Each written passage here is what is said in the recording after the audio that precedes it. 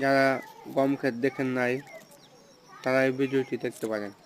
দেখুন কি সুন্দরভাবে নরসিংদীতে এক কৃষক গমের চাষ করেছে।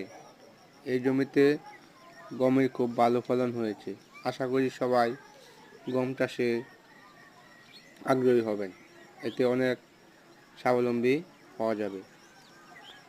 এই জমিতে অনেক বাম্পার ফলন হয়েছে। আপনারাও সবাই গম চাষ করুন।